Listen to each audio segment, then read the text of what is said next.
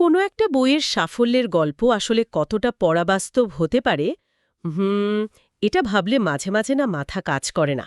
হ্যাঁ, তা তো বটেই। মানে ধরুন, একটা বই খুব আশা নিয়ে প্রকাশ পেল, প্রথম সপ্তাহে বিক্রি হলো মাত্র 1টি কপি। মাত্র একটা? হ্যাঁ, এরপর পুরো 6 মাস কেটে যাওয়ার পর দ্বিতীয় কপিটি বিক্রি হলো।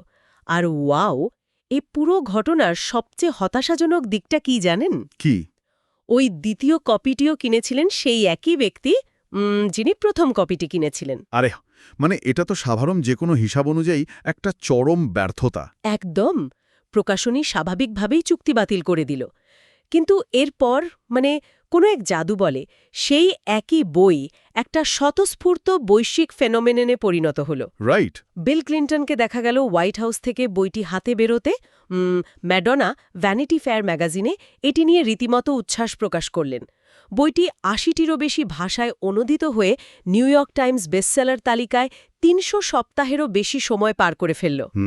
অবিশ্বাস্য একটা ব্যাপার। আমরা কথা বলছি পাওলো কোয়েলহো দ্য অ্যালকেমিস্ট নিয়ে। এই অবিশ্বাস্য যাত্রার নেপথ্যে আসলে কি কাজ করেছিল? আমাদের আজকের এই ডিপ ডাইভে আমরা এই বইটির মূল পাঠ এবং এর ২৫তম বার্ষিকীর মুখবন্ধ বা প্রোলগ, এই দুটো সোর্স থেকে তথ্য নিয়ে একটা গভীর অন্বেষণে নামব। আমাদের মিশন হল এই বইয়ের ভেতরের মনস্তত্ত্বকে ডিকোড করা, এর দর্শনকে ব্যবচ্ছেদ করা। এবং দৈনন্দিন জীবনে আমরা কিভাবে চারপাশের ওই যে পূর্বাভাস বা ওমেনগুলো পড়তে পারি তা বোঝার চেষ্টা করা। রাইট, ঠিক বলেছেন। ২৫তম বার্ষিকীর যে মুখবন্ধটির কথা উঠল, সেখানে কোয়েলহো কিন্তু অত্যন্ত সৎ একটা স্বীকারোক্তি দিয়েছেন। হ্যাঁ, ওই জায়গাটা দারুণ। প্রকাশনী যখন তাকে ফিরিয়ে দিচ্ছে তখন তার বয়স ৪১। তিনি মরিয়া, হতাশ, কিন্তু তিনি লিখেছেন যে তিনি নিজের লক্ষ্যের প্রতি বিশ্বাস হারায়নি। তিনি হাল ছাড়েননি। একদম না, কারণ তিনি আক্ষরিক অর্থেই তার নিজের বইয়ের রূপকটি যাপন করছিলেন। বইটি শুধু একটা রূপকথার গল্প নয়, এটি আসলে মানুষের অবচেতন মনের একটা আয়না। সান্তিয়াগো নামের যে মেষপালককে আমরা বইটিতে দেখি, সে আসলে আমাদের সবার ভেতরে লুকিয়ে থাকা সেই সত্তা, যে নিরাপদ জীবন ছেড়ে নিজের স্বকীয় নিয়তি বা পার্সোনাল লেজেন্ড খুঁজতে চায়। এই স্বকীয় নিয়তি খোঁজার যাত্রার শুরুতেই কিন্তু সান্তিয়াগোর সাথে সালেমের রাজা মেলকিসেডেকের দেখা হয়। হ্যাঁ, সেই বিখ্যাত চরিত্র। রাজা তাকে একটা ভয়ঙ্কর ধারণার সাথে পরিচয় করিয়ে দেন, যাকে বলা হয়েছে বিশ্বের সবচেয়ে বড় মিথ্যা। বিশ্বের সবচেয়ে বড় মিথ্যা? ব্যাপারটা একটু বুঝিয়ে বলুন। রাজা বোঝান যে মানুষ একটা বয়সে এসে বিশ্বাস করতে শুরু করে যে তাদের জীবন তাদের নিয়ন্ত্রণের বাইরে চলে গেছে এবং সবকিছু কেবল ভাগ্য বা পরিস্থিতি দিয়ে চালিত হচ্ছে। ও আচ্ছা, হ্যাঁ, এটা তো আমরা অনেকেই ভাবি। ঠিক। আর রাজা এর বিপরীতে একটা কথা বলেন, যা সম্ভবত বইটির সবচেয়ে বেশি উদ্ধৃত লাইন। তিনি বলেন, যখন কেউ সত্যি মন থেকে কিছু চায়, তখন সমগ্র মহাবিশ্ব তাকে সেই জিনিসটি পেতে সাহায্য করার জন্য ষড়যন্ত্র করে। খুব জনপ্রিয় একটা লাইন। কিন্তু এই জায়গাটিতে আমার একটু আপত্তি আছে। এটা কি আসলে এক ধরনের সারভাইভারশিপ বায়াস বা টিকে থাকার পক্ষপাতিত্ব নয়? সারভাইভারশিপ বায়াস? কিভাবে? কোয়েলহো নিজে সফল হয়েছেন, তাই তিনি বলছেন মহাবিশ্ব তাকে সাহায্য করেছে। কিন্তু প্রতিদিন লাখ লাখ মানুষ তাদের স্বপ্ন পূরণের পেছনে ছুটে সর্বশান্ত হচ্ছে। মহাবিশ্ব তো তাদের জন্য কোনো ষড়যন্ত্র করছে না। বইটিতে এর যৌক্তিক ব্যাখ্যা কি আসলে? এটা অত্যন্ত প্রাসঙ্গিক একটা সন্দেহ। আপাতদৃষ্টিতে এটাকে ম্যাজিক্যাল থিঙ্কিং বা জাদুকরি চিন্তাভাবনা মনে হতেই পারে। হ্যাঁ, তাই তো মনে হয়। কিন্তু আমরা যদি মনস্তাত্ত্বিক দৃষ্টিকোণ থেকে দেখি, মহাবিশ্বের এই ষড়যন্ত্র আসলে মানুষের মস্তিষ্কের রেটিকুলার অ্যাক্টিভেটিং সিস্টেম বা ফোকাসের একটা রূপক। আমাদের মনোযোগ দেওয়ার ক্ষমতা? একদম। যখন আপনার মাথায় একটা সুনির্দিষ্ট লক্ষ্য পুরোপুরি গেঁথে যায়, তখন আপনার মস্তিষ্ক চারপাশের পরিবেশ থেকে এমন সব সুযোগ বা ইঙ্গিত খুঁজে বের করতে শুরু করে যা আগে আপনার চোখ এড়িয়ে যেত। ও আচ্ছা, সুযোগগুলো আগে থেকেই ছিল। রাইট। মনে হয় যেন সুযোগগুলো হঠাৎ করে জাদুমন্ত্রের মতো আপনার সামনে হাজির হচ্ছে, কিন্তু সুযোগগুলো সবসময় সেখানেই ছিল। কেবল আপনার ফোকাস বা লক্ষ্যের প্রতি তীব্র আকাঙ্ক্ষা আপনাকে সেগুলো দেখতে সাহায্য করছে। বুঝতে পারছি। আর ওই যে ব্যর্থতার প্রশ্নটি তুললেন তার উত্তর কিন্তু রাজা মেলকিসেডেক একটা অসাধারণ গল্পের মাধ্যমে দেন, যা চামচের তেলের রূপক নামে পরিচিত। হ্যাঁ হ্যাঁ, ওই গল্পটা সত্যি ভাবার মতো। মানে রাজা বলেন, এক জ্ঞানী ব্যক্তি এক বালককে একটি চামচে 2 ফোঁটা তেল দিয়ে তার প্রাসাদের চারপাশ ঘুরে দেখতে বলেন। রাইট। শর্ত হল চামচ থেকে যেন তেল না পড়ে। বালকটি তেল বাঁচাতে এতই ব্যস্ত হয়ে পড়ল যে প্রাসাদের কোনো সৌন্দর্যই তার চোখে পড়ল না। সে শুধু চামচের দিকেই তাকিয়েছিল। হ্যাঁ, এরপর জ্ঞানী ব্যক্তি তাকে আবার পাঠালেন। এবার বালকটি প্রাসাদের সব বিস্ময়কর চিত্রকর্ম, বাগান সব উপভোগ করল, কিন্তু ফিরে এসে দেখল চামচের তেল পড়ে গেছে। এই গল্পটাই কিন্তু সেই ব্যর্থতার কারণ ব্যাখ্যা করে। মানে যারা স্বপ্ন পূরণ করতে গিয়ে সর্বস্বান্ত হয় তারা হয়তো কেবল চামচের তেলের দিকেই তাকিয়েছিল, চারপাশের পরিবেশের পরিবর্তন বা বাস্তবতাকে তারা খেয়াল করেনি। আবার যারা কেবল চারপাশের মোহে পড়ে যায়, তারা মূল লক্ষ্য বা চামচের তেলের কথা ভুলে যায়। একদম ঠিক। মহাবিশ্ব কেবল তাদেরই সাহায্য করে যারা এই দুটোর মধ্যে ব্যালেন্স বা ভারসাম্য রাখতে পারে। পৃথিবীর সব বিস্ময় এবং সৌন্দর্য উপভোগ করতে হবে, কিন্তু নিজের মূল দায়িত্বের কথা ভোলা যাবে না। কিন্তু যাত্রা শুরু করার পর একটা অদ্ভুত জিনিস ঘটে, যাকে রাজা বলছেন বিগিনার্স লাক বা প্রারম্ভিক সৌভাগ্য। হ্যাঁ, বিগিনার্স লাক। যখন আমরা নতুন কিছু শুরু করি, প্রথম দিকে বেশ কয়েকবার সফল হই। আমার প্রশ্ন হল, মহাবিশ্বকে তাহলে আমাদের প্রলুব্ধ করার জন্য এই টোপ ফেলে, নাকি এর পেছনে অন্য কোনো মনস্তাত্ত্বিক খেলা আছে? এটাকে টোপ হিসেবে না দেখে মানসিক প্রাইমিং বা প্রস্তুতকরণ হিসেবে দেখা যেতে পারে। প্রস্তুতকরণ। হ্যাঁ, যখন মানুষ তার স্বকীয় নিয়তির পথে প্রথম পা বাড়ায় তখন তার সামনে দীর্ঘ রুক্ষ একটা মরুভূমি পড়ে থাকে। মহাবিশ্ব বা মানুষের অবচেতন মন শুরুতে ছোট ছোট সাফল্যের মাধ্যমে তার ডোপামিন লেভেল বাড়িয়ে দেয়, তাকে আত্মবিশ্বাসী করে তোলে। ও আচ্ছা, যাতে সে হাল না ছাড়ে। রাইট। এই প্রারম্ভিক সৌভাগ্য প্রমাণ করে যে পথটা সঠিক, কিন্তু এর পরপরই শুরু হয় আসল পরীক্ষা, যাকে বলা যায় টেস্ট অব পারসিস্টেন্স। কারণ কেবল আকাঙ্ক্ষা থাকলে তো হবে না, সেই লক্ষ্যের প্রতি মানুষ কতটা নিবেদিত প্রাণ তার চরম পরীক্ষা দিতে হয়। আর এই পরীক্ষার সবচেয়ে কঠিন দিকটা হল চারপাশের সংকেত বা ওমেন পড়তে পারা। একদম।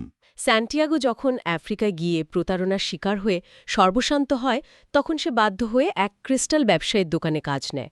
মানে ক্রিস্টালের দোকানের এই পর্যায়টা আমার কাছে শুধু একটা কাজ বলে মনে হয়নি। তাহলে কি মনে হয়েছে?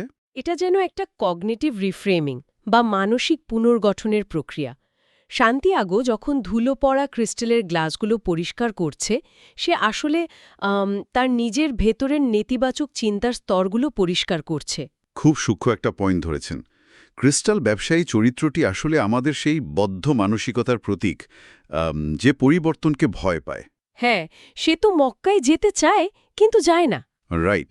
সে স্বপ্ন দেখে মক্কায় যাওয়ার, কিন্তু সে যায় না, কারণ তার ভয় স্বপ্নপূরণ হয়ে গেলে তার বেঁচে থাকার আর কোনো অর্থ থাকবে না। কি অদ্ভুত একটা ভয়, তাই না? একদম।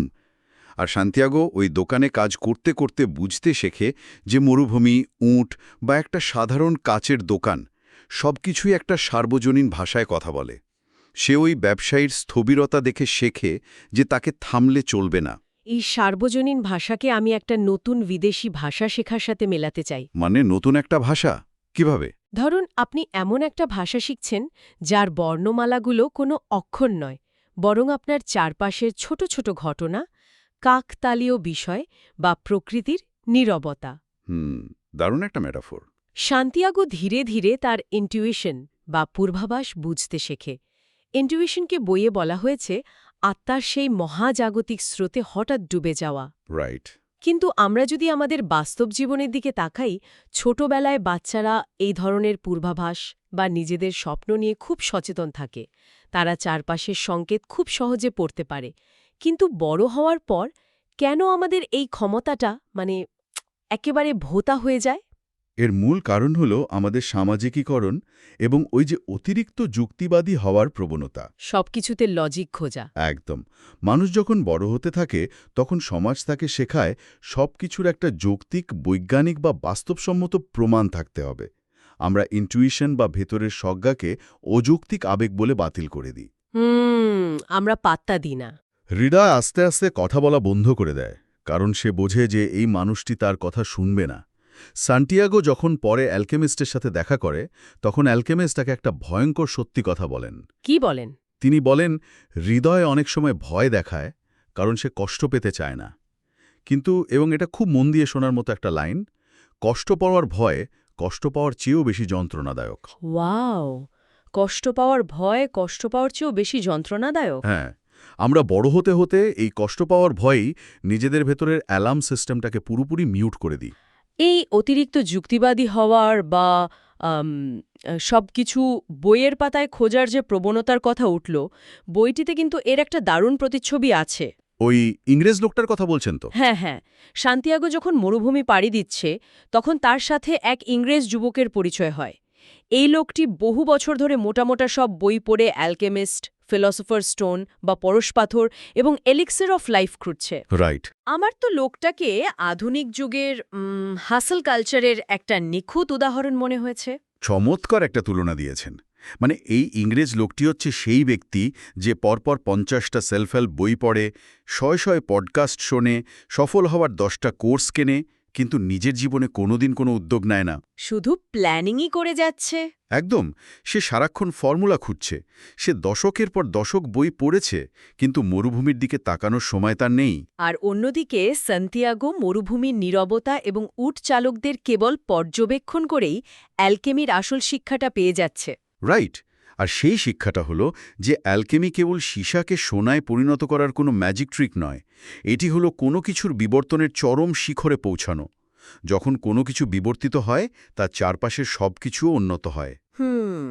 বইয়ে বলা হচ্ছে যে সবচেয়ে বড় অ্যালকেমিক্যাল জ্ঞান, যাকে এমারাল্ড ট্যাবলেট বলা হয়, তা মাত্র একটা পান্নার গায়ে কয়েক লাইনে লেখা যায়। হ্যাঁ, মাত্র কয়েক লাইনে। কিন্তু এখানেই আমার একটা খটকা লাগে। মানে যদি জ্ঞানটা এতই সহজ আর সরল হয়, তবে অ্যালকেমিস্টরা কেন যুগে যুগে এটিকে দুর্বোধ্য সব কোড আর ড্রাগনের প্রতীকে লুকিয়ে রাখলেন? মানুষকে কি ইচ্ছে করে অন্ধকারে রাখা হয়েছিল? না না, মানুষকে ইচ্ছে করে অন্ধকারে রাখা হয়নি, বরং মানুষ নিজেই সহজ সত্যকে গ্রহণ করতে পারে না। মানে আমরা সহজ জিনিস পছন্দ করি না। মানুষের মনস্তত্ত্ব বড় অদ্ভুত। আমরা অবচেতনভাবে বিশ্বাস করি যে জিনিস যত সহজে পাওয়া যায় তার মূল্য তত কম। ও আচ্ছা, হ্যাঁ, এটা তো খুব সত্যি কথা। যদি আমি আপনাকে বলি যে জীবনের সবচেয়ে বড় রহস্যের সমাধান লুকিয়ে আছে বর্তমান মুহূর্তের দিকে মন দিয়ে তাকানোর মধ্যে, আপনি হয়তো বিরক্ত হবেন। ভাববো এটা আবার কেমন গোপন জ্ঞান হলো। একদম তাই। ভাববেন এটা তো কোনো স্পেশাল কিছু না। তাই অ্যালকেমিস্টরা জানতেন যে সত্যকে যদি জটিলতা এবং কোডের আড়ালে লুকিয়ে রাখা না হয়, তবে মানুষ এর পবিত্রতা নষ্ট করবে বা একে অবজ্ঞা করবে। আর ওই ইংরেজ লোকটি সেই জটিলতার পেছনেই দৌড়াচ্ছিল। সে ভাবছিল জ্ঞান মানেই হয়তো দুর্বোধ্য কিছু। ঠিক তাই। জরুরি হয়ে পড়ে যখন মরুভূমিতে যুদ্ধের দামামা বেজে ওঠে, চারদিকে মৃত্যু ভয়। রাইট, খুব টেন্স একটা পরিস্থিতি। হ্যাঁ, আর এই সময় উট চালকের জীবন দর্শনটা সামনে আসে। উটচালক বলছে সে অতীত বা ভবিষ্যৎ নিয়ে ভাবে না, সে কেবল বর্তমানে বাঁচে। তার মতে বর্তমানকে উন্নত করলেই ভবিষ্যৎ উন্নত হয়। কিন্তু আমি যদি একটু অন্যভাবে দেখি, মাথার ওপর যখন যুদ্ধ আর মৃত্যুর বিপদ ঘুরছে, তখন কেবল বর্তমানে বেঁচে থাকার কথা বলাটা কি একটু টক্সিক পজিটিভিটি বা চরম বোকামি নয়? মানে ভবিষ্যৎ নিয়ে পরিকল্পনা না করলে তো সে মারাও পড়তে পারে। আপাতদৃষ্টিতে এটাকে চরম দায়িত্বহীনতা মনে হতে পারে, কিন্তু এখানে বইটির সেই গণৎকার বা শিয়ায়ের দর্শনটি বুঝতে হবে। গণৎকার? তিনি কি বলেন?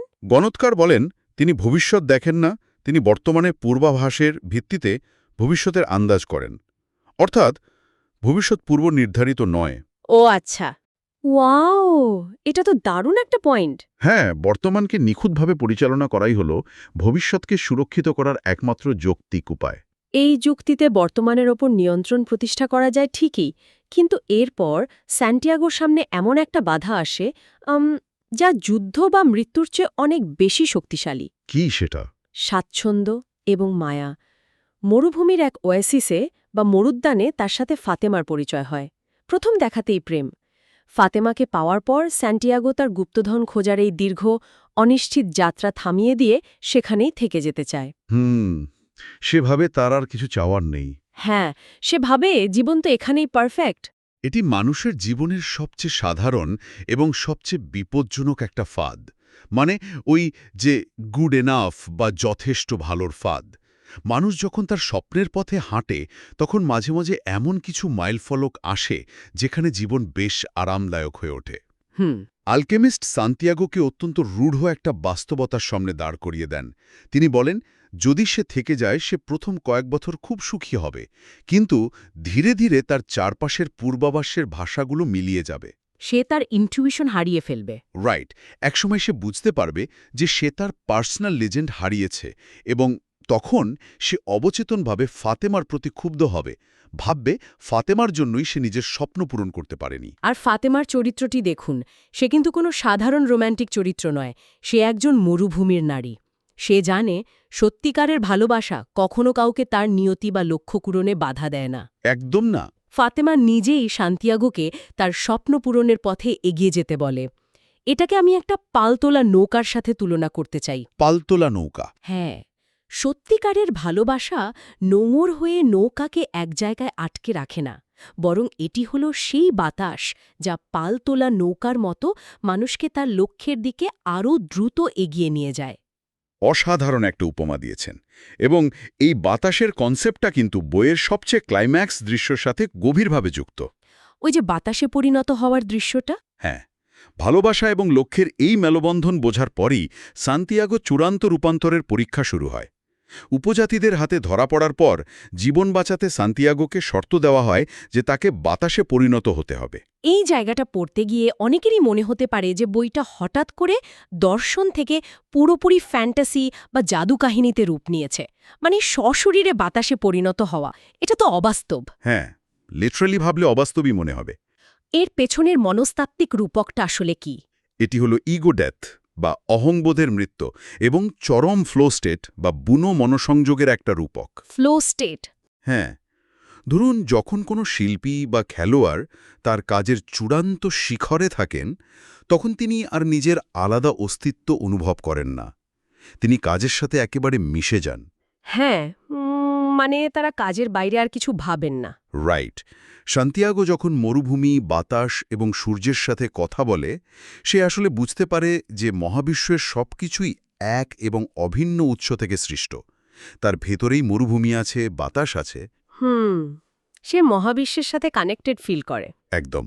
সে যখনই সার্বজনীন একাত্মতা বা সোল অফ দ্য ওয়ার্ল্ডের সাথে মিশে যায়, সে তার নিজের সীমাবদ্ধতার গণ্ডি পেরিয়ে যায়।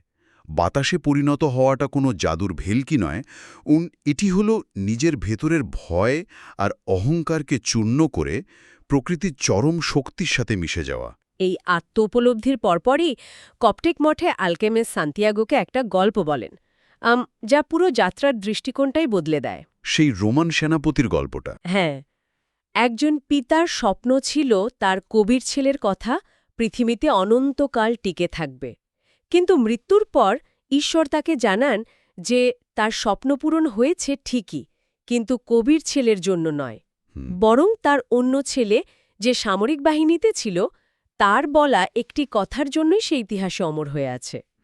ওই সেনাপতি যিশুকে উদ্দেশ্য করে যে কথাটি বলেছিলেন, তা যুগ যুগ ধরে মানুষের মুখে মুখে ফিরছে। রাইট। এই গল্পটা শুনে মনে হতে পারে আমাদের নিয়তি তো তাহলে আগে থেকেই ঠিক করা। আমরা যা ভেবে কাজ করছি ফলাফল তো সম্পূর্ণ ভিন্ন হচ্ছে। এটা কি আমাদের প্রচেষ্টাকে অর্থহীন করে দেয় না? না, উল্টোটা। এটা বরং আমাদের প্রচেষ্টাকে এক ধরনের মুক্তি দেয়। মুক্তি দেয় কিভাবে? আমরা আধুনিক পৃথিবীতে সবসময় আউটকাম বা ফলাফল নিয়ন্ত্রণের চিন্তায় পিষ্ট হই। সেনাপতির গল্পটি আমাদের শেখায় যে বৃহত্তর ক্যানভাসে আমাদের কাজের প্রভাব বা আমাদের লেগেসি কি হবে তা পুরোপুরি আমাদের হাতে নেই। হ্যাঁ, সেটা তো সত্যি। এবং এই সত্যটা মেনে নেওয়াটা কিন্তু অত্যন্ত স্বস্তিদায়ক। আমাদের কাজ হল ফলাফলের দুশ্চিন্তা বাদ দিয়ে সততার সাথে নিজের পার্সোনাল লিজেন্ড অনুসরণ করে যাওয়া। মহাবিশ্ব আমাদের সেই কাজটিকে কিভাবে ব্যবহার করবে সেটা বিশ্বের আত্মার উপর ছেড়ে দেওয়াই বুদ্ধিমানের কাজ। এই চিন্তার মুক্তি নিয়েই সান্তিয়াগো তার গন্তব্যে পৌঁছায়, মানে মিশরের পিরামিডে। সেখানে সে তার গুপ্তধনের সন্ধানে মাটি খুঁড়তে শুরু করে। আর ঠিক এই মুহূর্তেই ঘটে সেই চূড়ান্ত টুইস্ট বা চমক। হ্যাঁ, সবচেয়ে বড় চমকটা। একদল ডাকাত তাকে আক্রমণ করে, প্রচণ্ড মারধর করে। যখন সান্তিয়াগো প্রায় মৃত্যুর মুখে, তখন সে বাধ্য হয়ে তার ওই গুপ্তধন খোঁজার স্বপ্নের কথা ডাকাতদের সর্দারকে বলে দেয়। তারপর ডাকাত সর্দার তখন অট্টহাসি হেসে বলে সেও একবার ঠিক একই রকম স্বপ্ন দেখেছিল। সে স্বপ্নে দেখেছিল যে স্পেনের এক পরিত্যক্ত গির্জায়, যেখানে একটা সিকামোর গাছ আছে, সেখানে গুপ্তধন লুকানো আছে। কিন্তু সে তো আর সান্তিয়াগোর মতো বোকা নয় যে একটা স্বপ্নের ওপর ভিত্তি করে মরুভূমি পাড়ি দেবে। এটাই উপন্যাসের সবচেয়ে বড় আহা মোমেন্ট। মানে সান্তিয়াগো সেই মুহূর্তে বুঝতে পারে যে আসল গুপ্তধনটি স্পেনের সেই পরিত্যক্ত গির্জায় সিকামোর গাছের নিচেই পোতা ছিল। মানে যেখান থেকে সে শুরু করেছিল। একদম ঠিক যেখান থেকে সে তার যাত্রা শুরু করেছিল, গুপ্তধনটি সারা জীবন সেখানেই ছিল। পুরো পৃথিবী ঘোরে জীবন বাজি রেখে সে জানতে পারল যে তার প্রাপ্তি তার ঘরের নিচেই লুকিয়েছিল। এই সমাপ্তিটা আমাকে বইয়ের একদম শুরুর দিকে সেই ২৫তম বার্ষিকীর মুখবন্ধের ঠিক পরে থাকা প্রোলগের কথা মনে করিয়ে দিচ্ছে। সেখানে গ্রিক পুরাণের নার্সিসাসের একটা গল্প আছে। হ্যাঁ, নার্সিসাসের গল্পটা তো খুব চমৎকার। নার্সিসাস নিজের রূপে মুগ্ধ হয়ে হ্রদের জলে নিজের প্রতিবিম্ব দেখতে দেখতে মারা যায়। বনের দবিরা এসে দেখে যে হ্রদটি কাঁদছে। তারা ভাবে হ্রদটি হয়তো নার্সিসাসের সৌন্দর্যের জন্য কাঁদছে। কিন্তু হ্রদ বলে, আমি কাঁদছি কারণ নার্সিসাস যখন আমার জলে তাকাত, তখন তার চোখের গভীরে আমি আমার নিধের সৌন্দর্য দেখতে পেতাম। চমৎকার একটা সংযোগ তৈরি করেছেন আপনি। সান্তিয়াগোর এই পুরো যাত্রাও ঠিক ওই হ্রদ এবং নার্সিসাসের মতো একটা আয়না। ঠিক তাই। গুপ্তধনটি তার শুরুর জায়গাতেই ছিল, এটা ধ্রুবসত্য। কিন্তু সান্তিয়াগো যদি এই দীর্ঘ ক্লান্তিকর যাত্রায় বের না হতো, সে যদি রাজা মেলকিসেডেকের সাথে দেখা না করত, ক্রিস্টালের দোকানে কাজ না করত, মরুভূমি নীরবতা থেকে পৃথিবীর ভাষা না শিখত, হ্যাঁ, ফাতিমাকে না পেত এবং সর্বোপরি নিজের ভেতরকার অহংকে বিসর্জন দিয়ে সোল অফ দ্য ওয়ার্ল্ডের সাথে মেলাতে না শিখত, তবে কি সে স্পেনে ফিরে সেই গুপ্তধনের আসল অর্থ বুঝতে পারত? হয়তো না। হয়তো সেই গুপ্তধন তার কাছে কেবল কিছু সোনার কয়েন হয়েই থাকত। একদম, সে গুপ্তধনের মর্মটাই বুঝত না। ঠিক এখানেই আমাদের আজকের আলোচনার সবচেয়ে গভীর প্রশ্নটি এসে দাঁড়ায়। আমাদের সবার জন্য এটা একটা ভাবনার বিষয়। বলুন।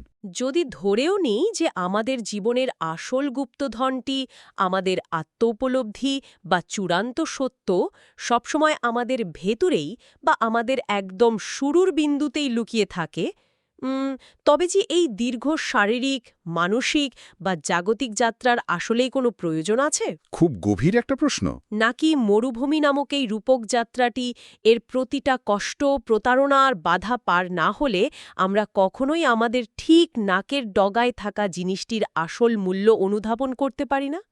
গন্তব্য হয়তো ঘরেই ছিল, কিন্তু ঘর চিনতে যে পথ হাঁটতে হলো, সেই পথটাই কি আসলে আসল অ্যালকেমি নয়? একটু ভেবে দেখবেন। আজ এ পর্যন্তই।